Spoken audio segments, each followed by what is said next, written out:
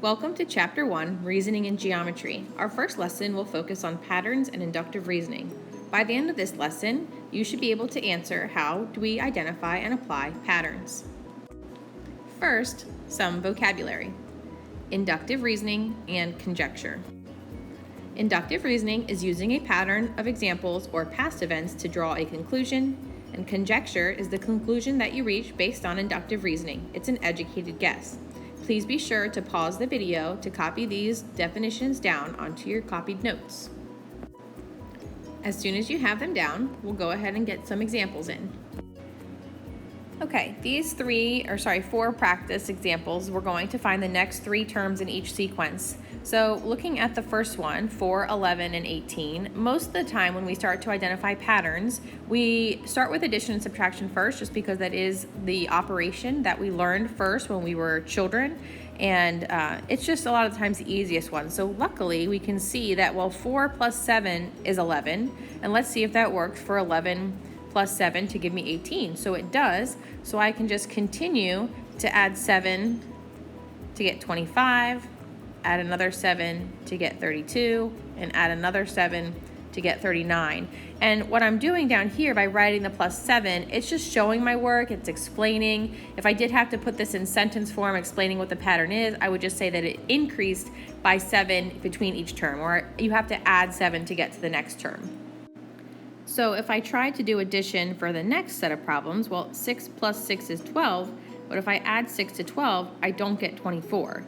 So, and yes, we could maybe figure, okay, well, 6 plus 6 is 12, 12 to 24 is plus 12, and then so the next one, we could still go with addition, but when you have the repeated addition, hopefully we notice that, well, it's just 6 times 2 gives me 12, 12 times 2 gives me 24, 24 times 2 would be 48, times it by 2 to get 96, multiply that by 2 to get 192.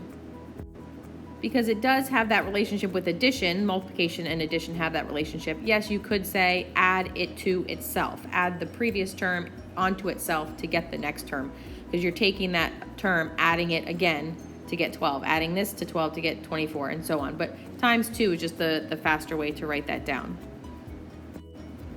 This third example, I'm going to try addition again just to start. Okay, well, 21 plus 1 is 22, but 22 to get to 24, well, that's only plus 2.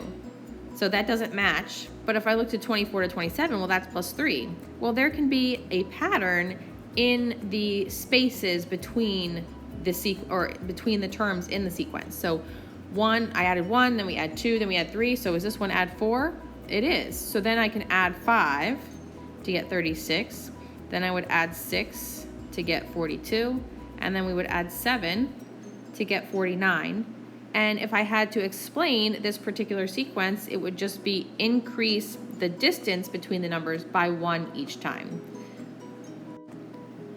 For this final example together, I'm going to go ahead and do addition and subtraction. So for 2 to get to 1, I'm going to have to subtract 1.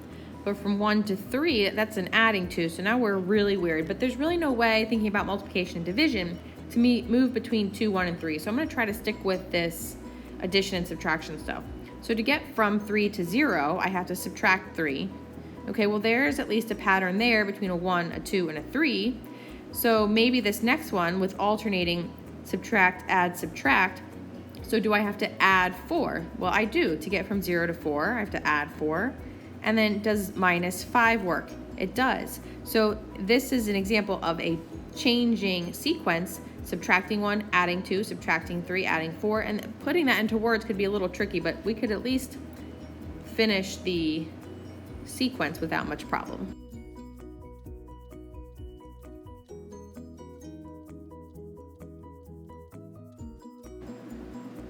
For these next 3 problems, I'd like you to go ahead and try them yourself. So you're finding the next 3 terms in the sequence for these 3 problems. Please make sure that you are showing your work, the addition or subtraction, whatever that effort is that gets from one number in one term in the sequence to the next. Please make sure you are showing that.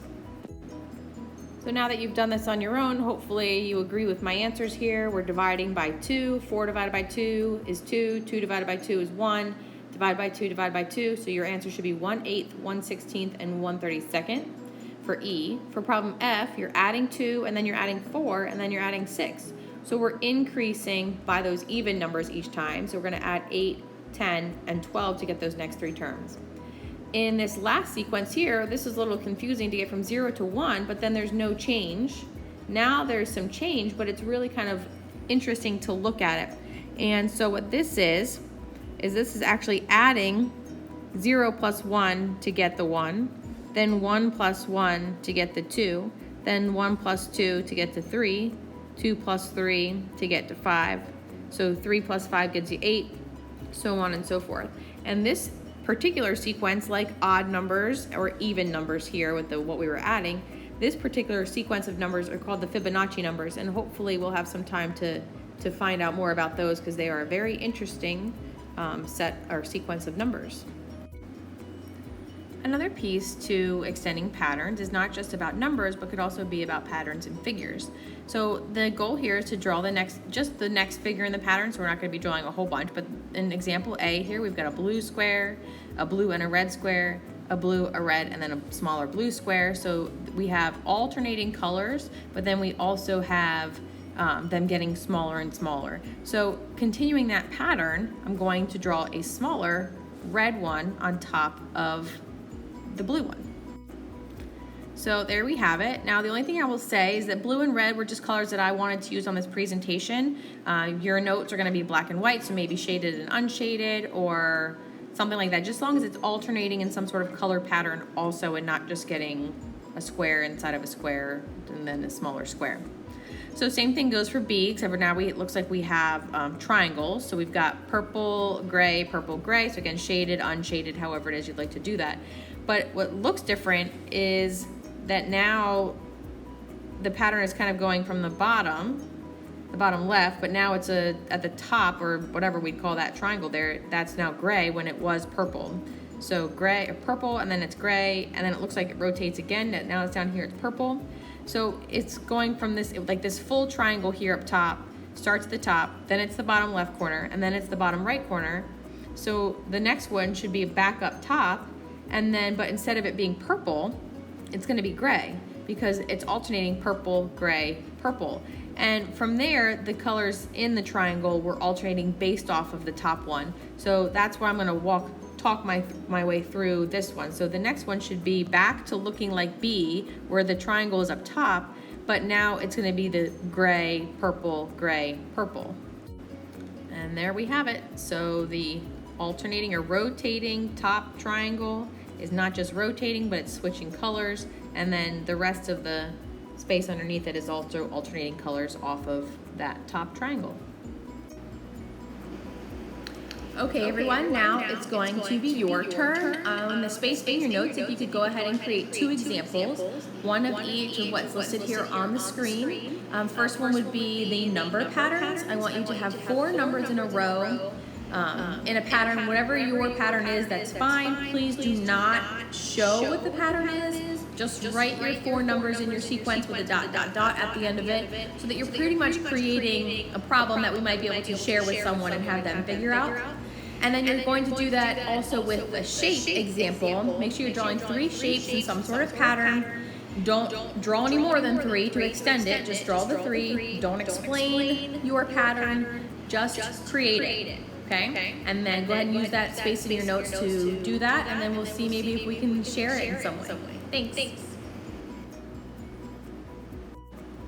This concludes the video for the first part of the notes for Chapter 1, Section 1. What I'd like you to go ahead and do now is move on to the practice activity located in Canvas, and we'll finish the rest of the notes in another video. Thanks for watching.